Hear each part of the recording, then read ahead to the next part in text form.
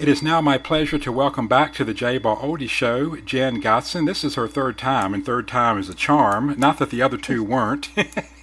But this time we're going to be talking about the movie Alone Yet Not Alone. There's been some attention on that movie recently, and particularly about the song from the movie. But before we talk about that, Jenn, well, first of all, welcome to the show. Well, thank you, John. I'm excited to be back. Third time's a charm. That's fabulous. That's right. I think you might hold the record now for most times on my show. Oh my, I'm excited. I'm just excited to be your friend. You are just the coolest person. Well, thank you. You and your wife and your family. It's wonderful. Thank you. And I enjoy being your friend and had fun getting to hang out with you a little bit in Orlando as part of the AMTC talent show. It was such an honor that you were down there at the same time, and you got to come out and see a special little screener of the movie Doonby, and got to see how that movie can affect the youth of this day, which that was awesome. That's right, and I'm learning that you get to drive a lot of nice cars in your movies. Yeah. So you got God's Country driving a Ferrari, you have Doonby, I'm driving a Mercedes, and then in Dragon Day, I'm actually driving a smaller version of the Mercedes I drove in Doonby. And I bet you ride a nice horse in Alone Yet Not Alone, don't you? Oh man, I wish I did. That's so on my bucket list, to be in a movie that the character is like the biggest horseback rider. Right. That is definitely my passion. That's funny. Well, before we talk about the song of the movie, Alone Yet Not Alone, tell us about this wonderful movie and your part in it. Oh my goodness.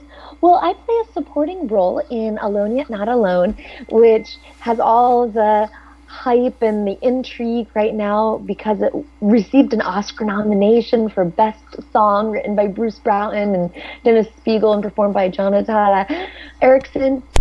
And then it was rescinded back from the Academy, and so there's been a lot of talk and buzz about this.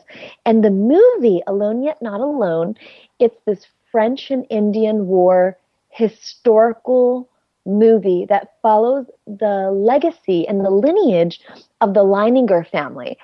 Tracy Craven Leininger, she and her dad, they went and they explored history to document what happened to the Leiningers. And then she wrote the book, Alone Yet Not Alone, and then they made the movie.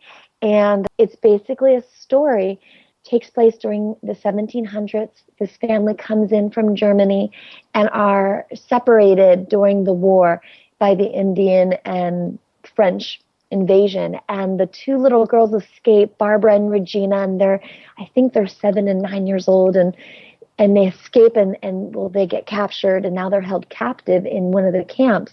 And my character, Lydia, comes in from England, and she settles in Pennsylvania and with her husband and her 2-year-old. And during the war, her husband and her 2-year-old are killed. And Lydia is about 19, 20, is thrown in to the same group. And well, she ends up becoming the mama of all these little kid captives, baby from 3 to 13 years old, and Lydia is the one who basically is caring for them and taking care of them, and develops fond relationships with Barbara and Regina. And then these two little sisters are separated, and the whole story is about Barbara trying to be reunited with her sister Regina, and she fights and fights and fights, and she grows up through this camp and now is about to marry one of the warriors, and the war is about to come to a conclusion, and she ends up deciding what does she do. And her mom get reunited, and years later, she's still looking for her sister. And the only thing that keeps their family together is their faith in the scripture, the Lord will never leave you or forsake you, and the song that their mom would sing to them when they were little girls, Alone Yet Not Alone. And that song is what makes the movie so special, because it captures the heart of history, captures the heart of inspiration, and it's just the most comforting song about bringing family back together. All right, well, let's listen to the song Alone Yet Not Alone, and this is sung quite incredibly by Johnny Erickson Tada, who, if you don't know, has been paralyzed since the age of 16 or 17, which was in the mid-60s, and it's just incredible the job she does with this. So let's take a listen to that. I'm alone, yet not alone. God's the light that will guide me home. With His love and tenderness, leading through the wilderness, and wherever I may roam, I'm alone, yet not alone.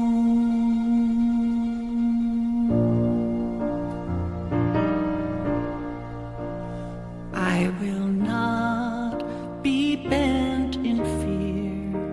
He's the refuge I know is near. In His strength I find my own. By His faithfulness He's shown. That so mighty is His shield, or His love is now revealed.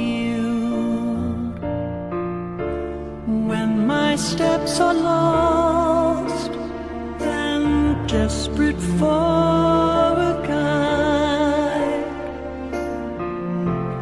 I can feel His touch, a soothing presence by my side. Alone, yet not alone, not forsaken when on my own. I can lean upon His arm and be lifted up from harm. If I stumble or if I'm thrown, I'm alone, yet not alone. When my steps are lost and desperate for a guide, I can feel His touch, a soothing presence by my side, by my side. He has bound me with His love. Watchful angels look from above. Every evil can be braved, for I know I will be safe, never frightened on my own. I'm alone, yet not alone.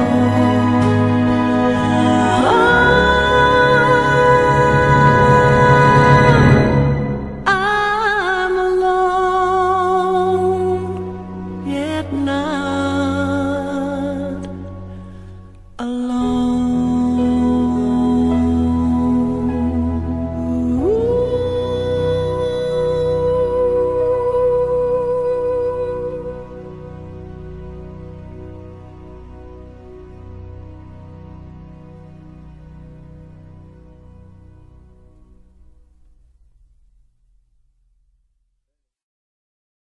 Now, as most people have heard, the song Alone Yet Not Alone was nominated for an Oscar, and suddenly the nomination was rescinded.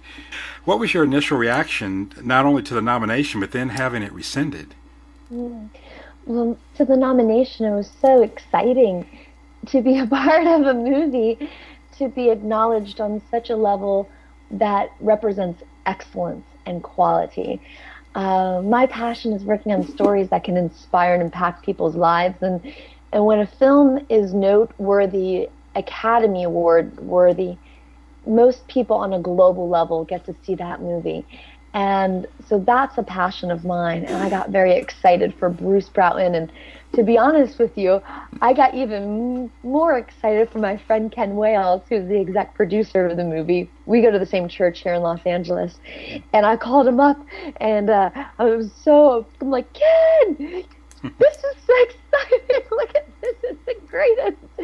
And we were jumping up and down together and celebrating this wonderful accomplishment, because it was Ken's idea to bring his friend Bruce Broughton in, who's got this extraordinary legacy of writing amazing music, because Ken knew this movie needed a song.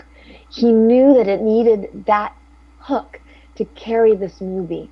And so Ken reached out to his friend, and so it's really neat when you see where the creative idea spawns and then how it gets ushered through. And I encourage everyone to go on YouTube and type in Alone Yet Not Alone, the song, and you will see the music video of Johnny singing the song. And Ray Benston, who is the director, it was his idea to say, listen, let's record Johnny singing, because her singing the song alone is a miracle, but to visually see what she has to go through, because her husband had to push on Johnny's diaphragm so she would have enough air in her lungs to be able to sing. And they recorded one line at a time. And that alone is a miracle. It is. And it is powerful. And when you hear the song, it's almost as if God is coming down and kissing your soul. It's a song that brings comfort to everyone. People everywhere are saying, oh, Alone Yet Not Alone is a Christian film. To me, honestly, I don't really think it is. Yes, it has Christian values in it. There's elements of moments of prayer. But if you look on movies like The Blind Side, The Help, Steel Magnolias, I think those movies have more scripture verses and more prayer in it than Alone Yet Not Alone. Alone Yet Not Alone is a historical, inspirational movie that should have its feet just like all the other movies out there that people enjoy.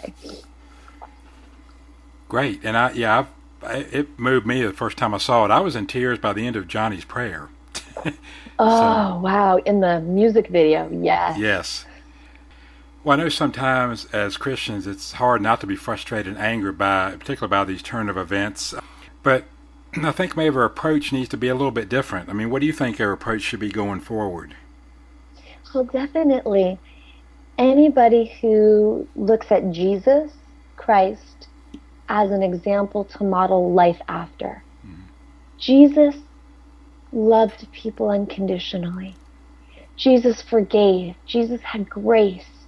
Jesus had compassion. Jesus also had strength and wisdom. And I think these are the characteristics that we need to live out, not just with words, but through our actions. And I look at this Oscar being rescinded as an amazing blessing in disguise, because more people have heard about this movie than they otherwise would have heard about it. Because some people don't follow the Oscars, and having a nomination in the Best Song category, normally that doesn't get a lot of awareness. But because it's been revoked, everyone, national headlining news, is talking about why. And it's opened up awareness to the movie and the song, and hopefully people's lives will be able to be touched by this song, people who would have never heard of the movie beforehand. And the second thing, I think it brings awareness to all the other films, the independent films that are being made that have storylines like Alone Yet Not Alone, that are uplifting and inspirational. And because these movies do not have a studio system behind them like Universal or Warner Brothers that have a lot of money to put in for the marketing, that's why we know about the movies in theaters. Because these movies, they've spent millions and millions and millions of dollars in commercial advertising and billboards and in theater trailer previews and magazine, editorials. And a smaller movie, $7 million budgeted movie, Alone Yet Not Alone, which is a big budget film in this market, those types of movies don't normally get that awareness. So I look at this Oscar recension as a blessing in disguise, because it allows people to know that there is a culture of independent, uplifting, inspirational movies that are right here about to release. And Alone Yet Not Alone is one of them. And how cool is that to be able to, learn about this movie culture in a really cool way. I agree with you. I do think it's a blessing in disguise. I also think it's exciting because you're right involved in the middle of these movies that are getting ready to really hit the culture and everything, and I think that's exciting. Thank you. My heart, and my only heart, is that these movies would be an opportunity to be a role model and make a positive difference in our culture that's so dark. There's so much addiction and so many people who are just seeking hope and restoration, or just, the ability to get by. And that's hard. And movies can bring entertainment, and movies can bring hope. And I'm excited that the movies that I try to work on, those are the things that either inspire or impact and hopefully can bring hope to people. I also think it's an opportunity, from my own standpoint, is to, as Christians, to show the love of Christ in situations like this, and not respond in kind with anger and not let that distract us from our mission. Absolutely. Yeah. Absolutely.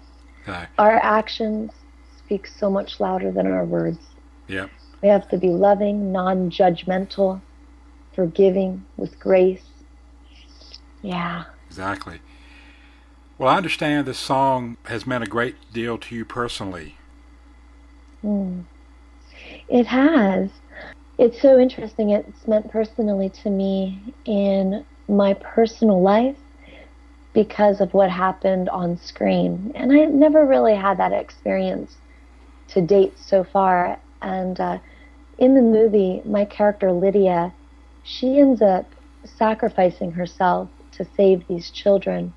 And she knows, and she goes willingly knowing this, and is burnt at the stake.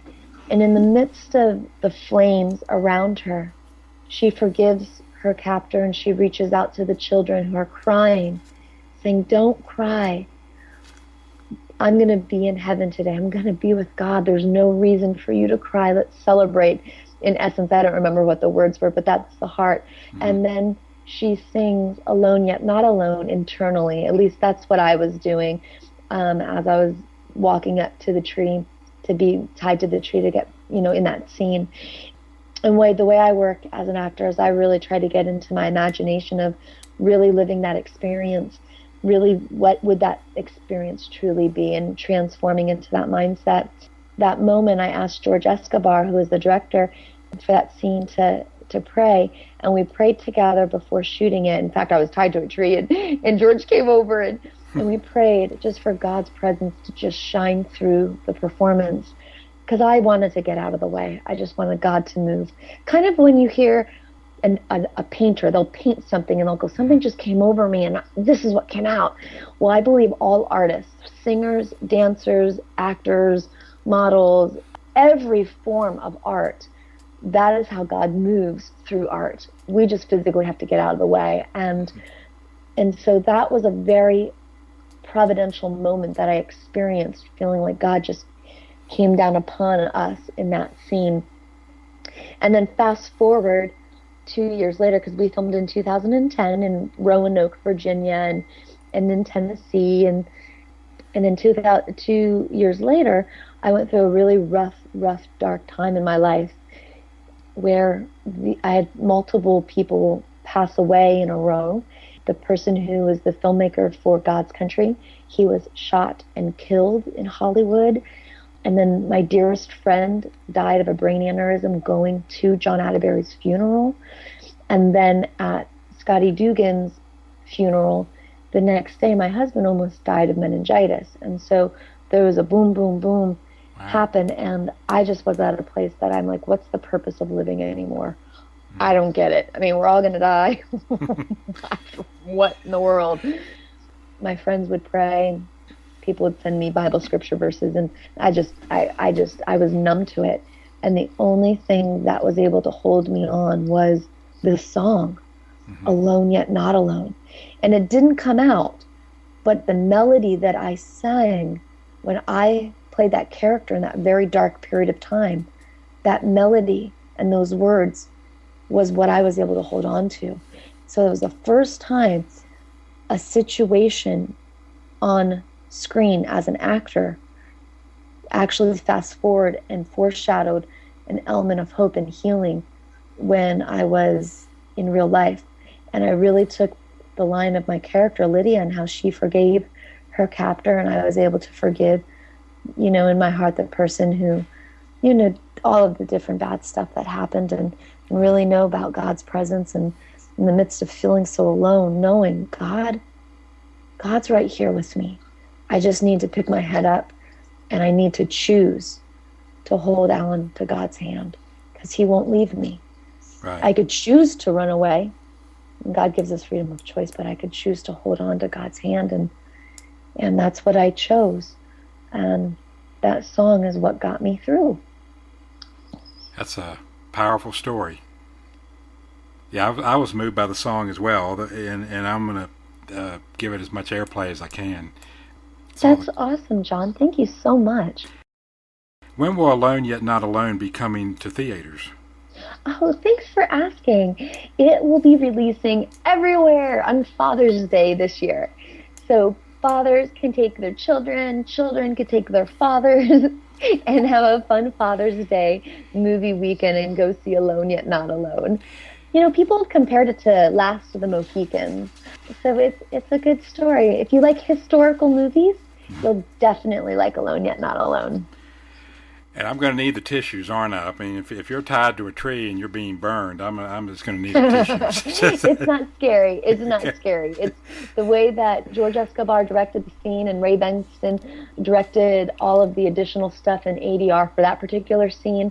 It's very pleasant. It's not scary. It's exactly, you feel the peace that surpasses understanding in the midst of wilderness and darkness. Yeah.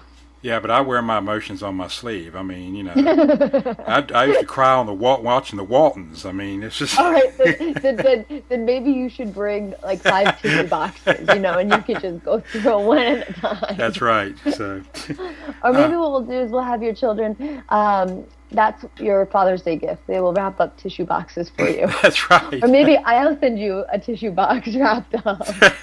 That's funny. Well, whenever I watch a movie with my kids and there's anything even remotely sad, they stop watching the movie and watch me to see how long it's going to be before I start crying. Before you go, let's, Jen, be sure to give everybody your website and Facebook page information. Oh, that's really kind of you. That's sweet.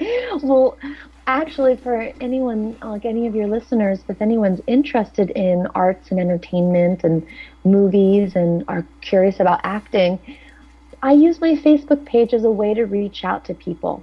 And so my name is Jenn Gotzon, 2 N's in Jen, 2 O's in Gotzon, Gotzon, Gotzon. And really reach out. And there's an inbox on my Facebook page. I don't have a personal account. I just have a page. That's what I operate and interact with. Connect with me there or on Twitter. I'm learning how to tweet. I'm finally kind of getting in the knowledge of that. So if you're Twitter people, tweet me and I'll tweet you back. And I'll retweet all sorts of stuff because it's kind of fun to hit the retweet button.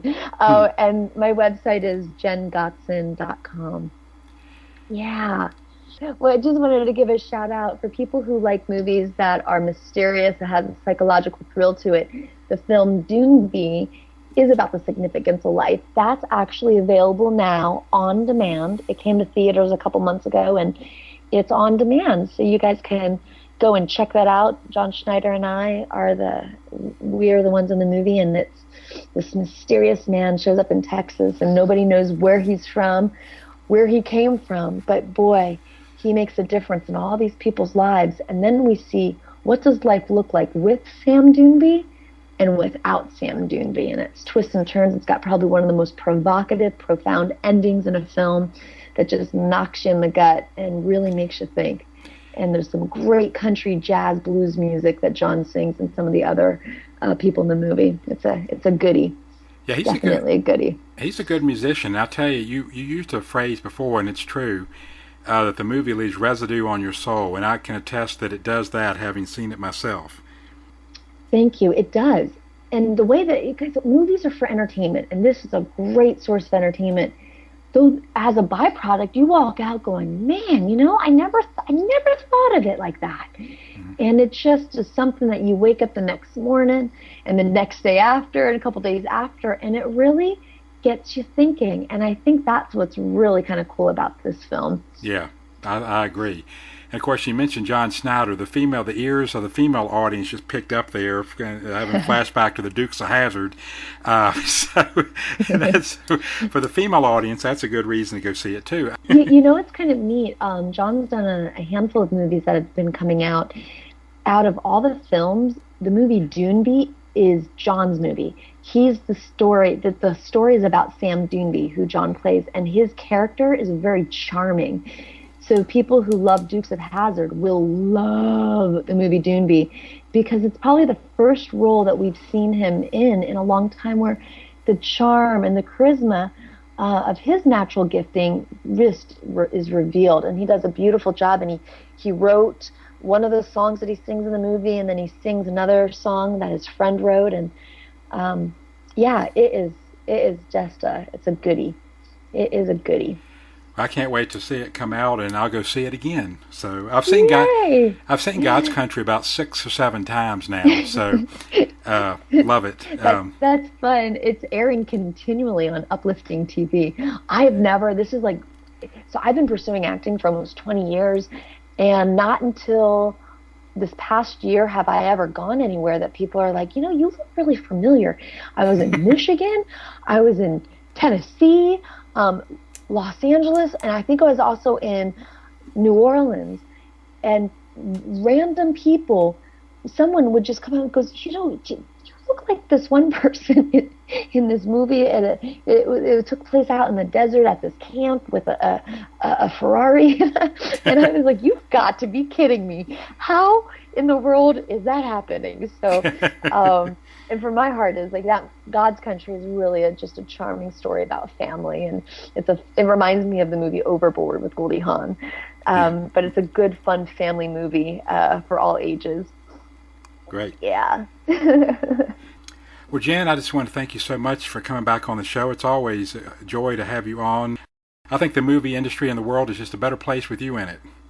Oh, that's really kind. I love being in it with my husband. My husband, Chris Armstrong, is probably one of the most talented writer-directors, and so it's an honor to be able to go in this industry and try to make a positive difference for culture, standing alongside my love. And with Valentine's Day coming up, that's a good thing to say. It's special. He directed God's Country, and he did an amazing job. So I'm biased because the director's cut of the movie is amazing. I have seen that. You're a singer too. You just sang. Oh wow! What's you need to be in a musical and sing. Yeah, right. People will hit mute. No, they wouldn't. So. All right. Well, thank you, Jen. Thank you, John, so much for chatting and having me on, and all of the listeners. John's the best, and thank you for tuning in.